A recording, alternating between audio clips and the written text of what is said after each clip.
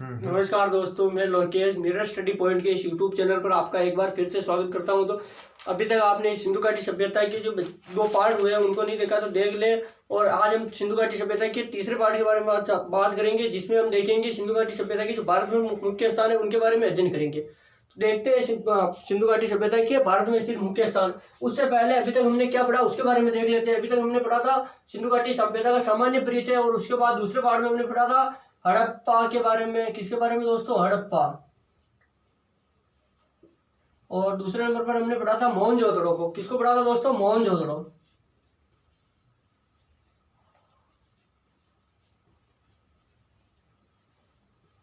तीसरे नंबर पर हमने पढ़ा था चमोदड़ो।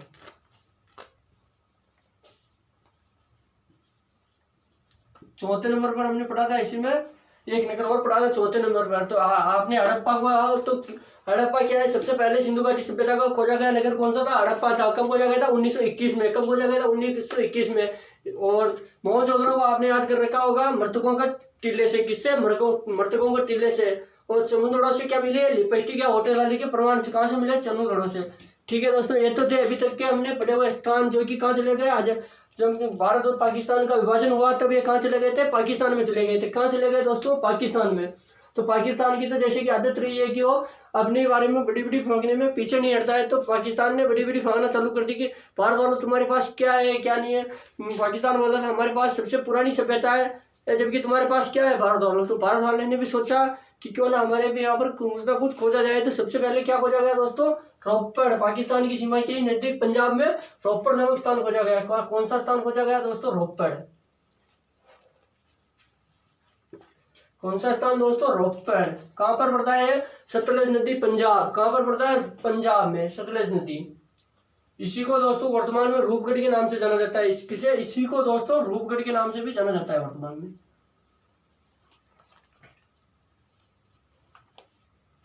ये कहां पर है दोस्तों? सतलज नदी, पंजाब।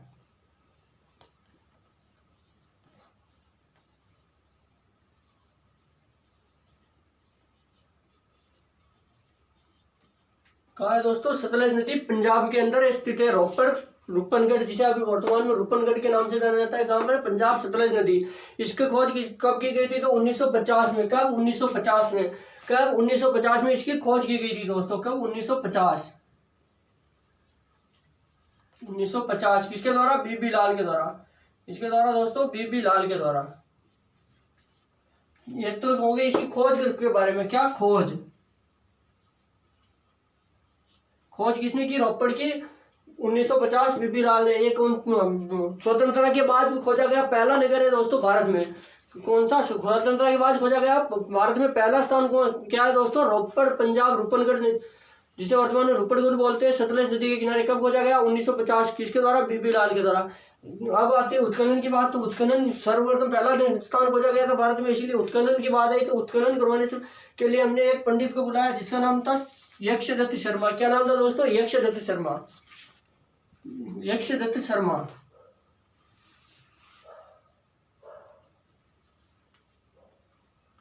क्या नाम था दोस्तों इसका? यक्षदत्त शर्मा। इसने कब की थी? इसके उत्खनन कब किया था? 1953। कब किया दोस्तों? 1953 से 1957। कब? 1953 से 1955 के बीच किया था दोस्तों। 1955 के बीच। किसके द्वारा उत्खनन करवाया? हमने एक ब्राह्मण पंडित के द्वारा, यक्षदत्त शर्मा जिसका नाम। किसके द्वारा? यक्षदत्त शर्मा के द्वारा।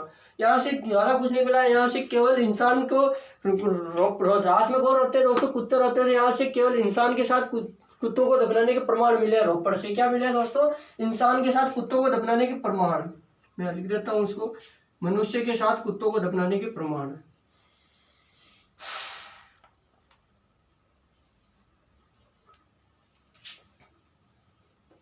मनुष्य के साथ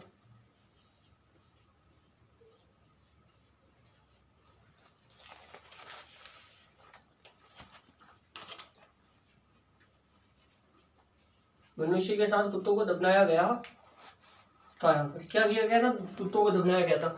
ये होते के बाद आजादी के बाद भारत में खोजी गई पहली सभ्यता की। कब कब खोजी गई थी? 1950। किसके द्वारा? बीबी लाल के द्वारा। किसके द्वारा दोस्तों? बीबी लाल के द्वारा। और सर्वप्रथम उत्खनन 1953 से 55 110 शर्मा एक पंडित के द्वारा। और यहाँ से क्या मिला है? तो यहाँ से मिला है हमें मनुष्य के साथ कुत्ते को दफनाने के साक्ष्य यहाँ से प्राप्त हुए थे। ठीक है दोस्तों, ये तो होती है आजादी के बाद खोला गया पहले स्थान के बारे में। अब बात आती है इसके बाद एक और स्थान खोजा गया इसी के नजदीक। वो क्या था? बनवाली। क्या था दोस्तों? बनवाली। कौन सा स्थान दोस्तों? बनवाली।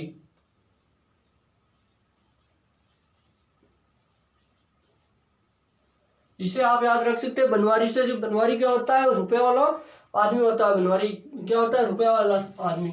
इसकी खोज कब की गई थी दोस्तों? इसकी खोज की गई थी 1973 से 74 के बीच। कब? 1973 से 74 के बीच आर एस विशिष्ट के द्वारा। किसके द्वारा दोस्तों? आर एस विशिष्ट के द्वारा इसकी खोज की गई थी। कब? 1973 से 74 के बीच। कब दोस्तों? 1973 से 74 के बीच। किसके द्वारा? आर एस विशिष्ट के द्वारा।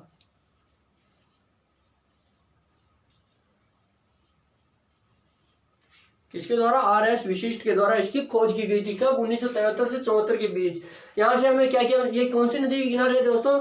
हरियाणा में पड़ता है ये नगर। हिसार हरियाणा के निकट है स्थान। वर्तमान में कहाँ पर है दोस्तों? हिसार हरियाणा के निकट रंगाई नदी के किनारे। कौन सी नदी के किनारे दोस्तों? रंगाई नदी के किनारे। ये कहाँ पड़ता है? हरियाणा में हिसार के अंदर। हिसार नामक जिला है जिसके अंदर पड़ता है और रंगाई नदी में के किनारे स्थित है। इस यहाँ से क्या क्या मिला है? यहाँ से मिला है, यहाँ से सबसे पहले तो पत्थर के पाट वगैरह प्राप्त हुए हैं। दुर्ग, एक दुर्ग मिला है।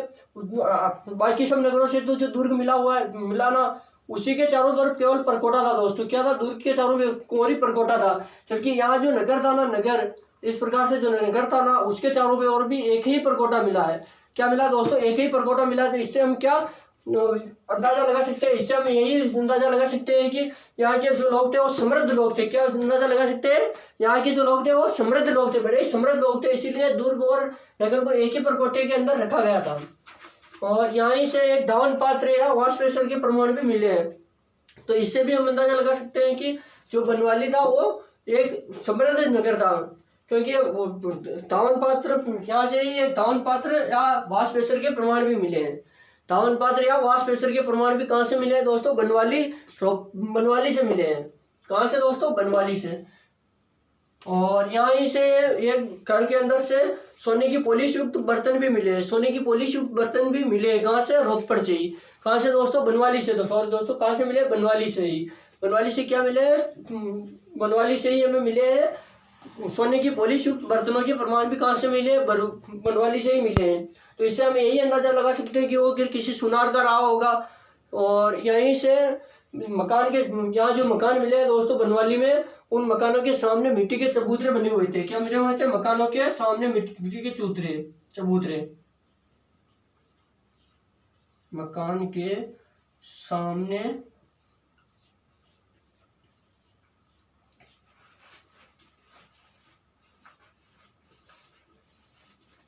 मिट्टी के चबूतरे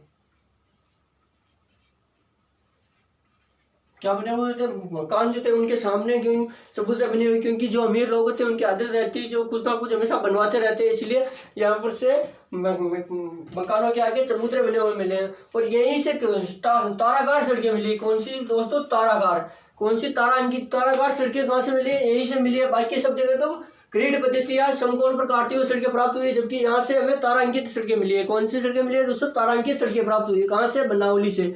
बनावली से। ये कहाँ पर पड़ता है दोस्तों? हिसार। यहाँ लिख देता हूं मैं, हिसार।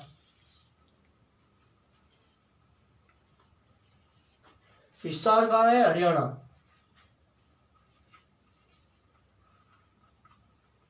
रंगाई नदी।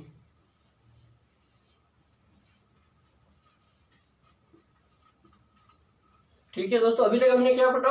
सबसे पहले हमने रोपड़ के बारे में पढ़ा। तो रोपड़ के बारे में ज्यादा कुछ जानकारी नहीं है। वहां से क्या मिला है दोस्तों? वहां से केवल एक ही चीज मिली है कि मनुष्य के साथ कुत्ते को दफनाया गया, क्योंकि कुत्ता उनका हो सकता है प्रिय जानवर था। जैसे आज भी हम सोचते हैं कि आज भी हमारे यहाँ मृत्यु होती है तो हम उसके जो बिस्तर वगैरह होते हैं उनको दान देते हैं, उसी प्रकार से वहाँ मनुष्य के साथ कुत्ते को दफनाया गया था। अब तीसरा नगर आता है, भारत में स्थित तीसरा नगर आता है दोस्तों, क्या आता है तीसरा नगर? राखीगढ़ी। क्या आता है दोस्तों? राखीगढ़ी। एक मिनट दोस्तों, इसको मिटा देता हूँ मैं। भारत में स्थित हड़प्पा सभ्यता, सिंधु घाटी सभ्यता का तीसरा नगर आता है राखीगढ़ी। क्या आता है दोस्तों? राखीगढ़ी।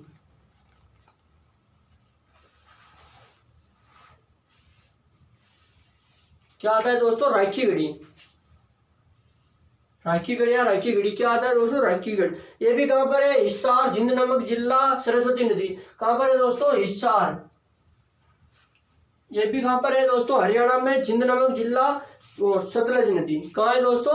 सरस्वती नदी, सॉरी सरस्वती नदी के किनारे है जिंद नामक जिला और हरियाणा में। हरियाणा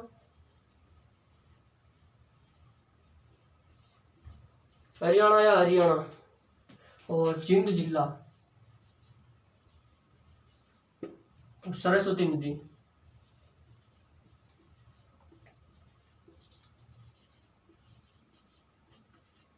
कौन सी नदी दोस्तों? सरस्वती नदी। ये कहाँ पड़ता है दोस्तों? हरियाणा में, सरस्वती नदी के किनारे, जिंद नामक जिले में। इसका उत्खनन किसके द्वारा? इसका उत्खनन के बारे में जाना, सूरजवान के द्वारा इसकी खोज की गई थी या उत्खनन किया गया था किसके द्वारा दोस्तों? सूरजवान के द्वारा। किसके द्वारा दोस्तों? सूरजवान।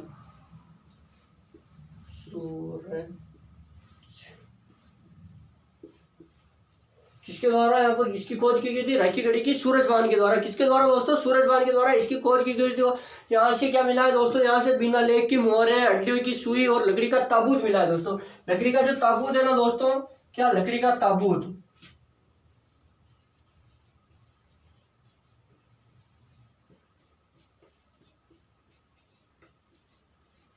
लकड़ी का ताबूत कहाँ से मिला दोस्तों? राखीगढ़ी से मिला है। लकड़ी का ताबूत कहाँ से मिला है दोस्तों? राखीगढ़ी से। और अगला स्थान देखेंगे हम सिंधु घाटी सभ्यता का भारत में स्थित चौथा स्थान। कौन सा स्थान? चौथे नंबर का स्थान देखेंगे। तो देखेंगे दोस्तों, चौथे नंबर का स्थान देखेंगे। चौथे नंबर का स्थान क्या है दोस्तों? लोथल। क्या है? लोथल।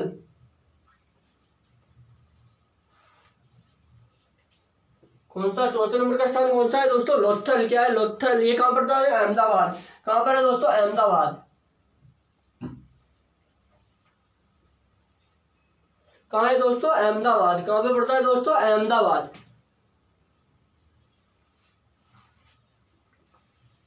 लोथल कहाँ पे पड़ता है दोस्तों? अहमदाबाद। ये इसे हम लघु हड़प्पा भी कह सकते हैं दोस्तों। क्या कह सकते हैं इसे ही हम लघु हड़प्पा भी कह सकते हैं।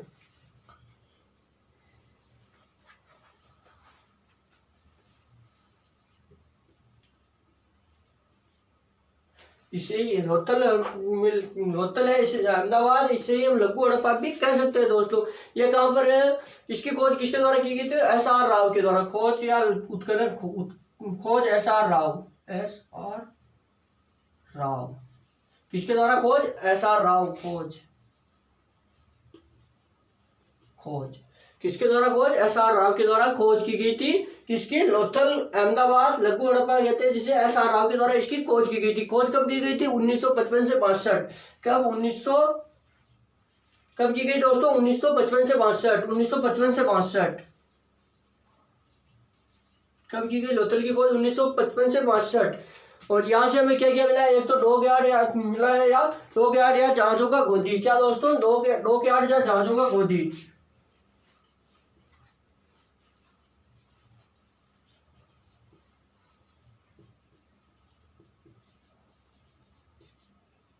जहाजों का गोदी या डॉकयार्ड। क्या मिला दोस्तों यहाँ से? एक तो जहाज यार्ड या डॉकयार्ड या जहाजों का गोदी यहाँ से मिला है। सबसे महत्वपूर्ण तो यही है दोस्तों। और यही से हमें फारस की और सिकोत्रा की मुद्राएं मिली है। क्या? फारस की मुद्राएं भी यहीं से मिली है।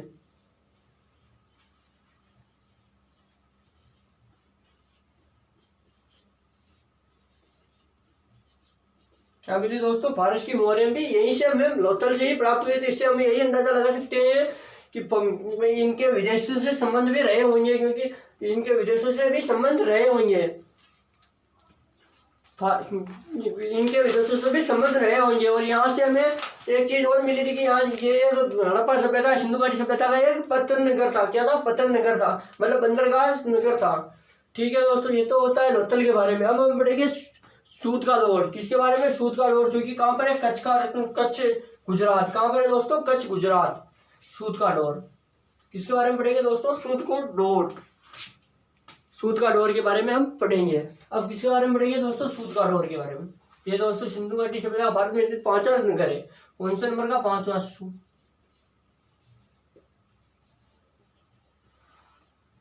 क्या दोस्तों? सूत का दौर।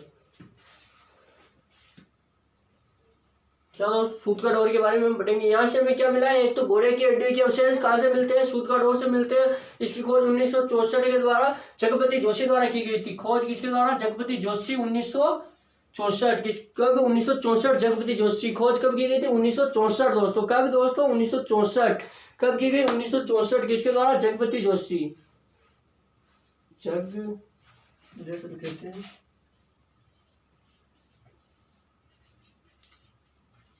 इसके द्वारा खोज की गई थी जगपति जोशी के द्वारा 1964 में सूत का दौर की खोज की गई थी। और यहाँ से हमें क्या मिला था? हाथी की घोड़े की हड्डियों के अवशेष मिले थे। क्या मिले थे? घोड़े की हड्डियों के अवशेष कहाँ से मिले थे? सूत का दौर से। इसके बारे में इतना ही। अगला नगर हम बढ़ेंगे हड़प्पा सभ्यता या सिंधु घाटी सभ्यता का अगला नगर जो 6 नंबर का नगर होगा भारत में स्थित, वो होगा धोलावीरा। क्या दोस्तों? धोलावीरा।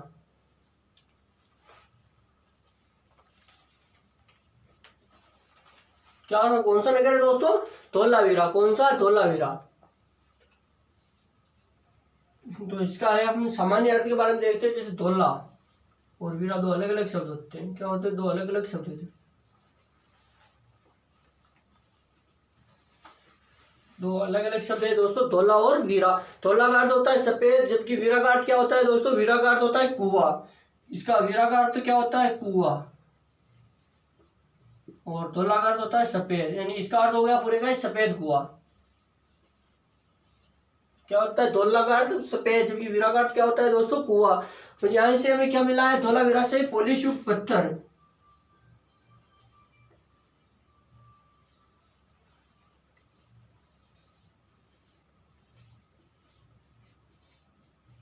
क्या मिला दोस्तों? यहीं से तो धोलावीरा से पॉलिश युक्त पत्थर मिला है। क्या मिला है दोस्तों? पॉलिश युक्त पत्थर मिला है। और ये सिंधु घाटी सभ्यता का भारत में स्थित सबसे बड़ा नगर है। क्या है दोस्तों? सिंधु घाटी सभ्यता का भारत में स्थित सबसे बड़ा नगर।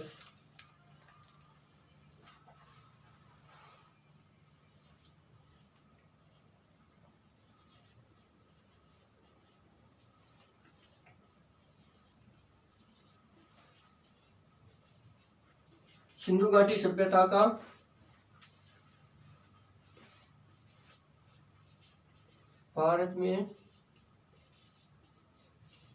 स्थित सबसे बड़ा नगर।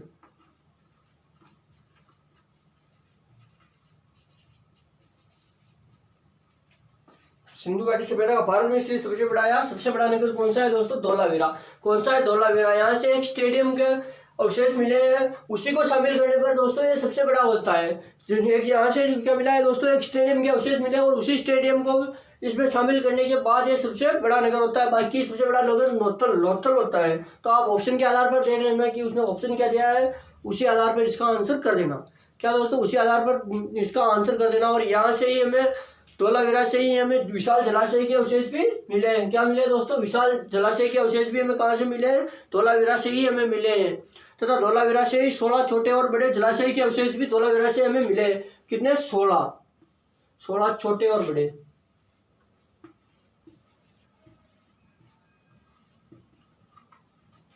छोटे बड़े जलाशयों के अवशेष भी कहाँ से मिले? धोलावीरा से ही मिले। और सुनामी के अवशेष भी दोस्तों, सुनामी। क्या? सुनामी।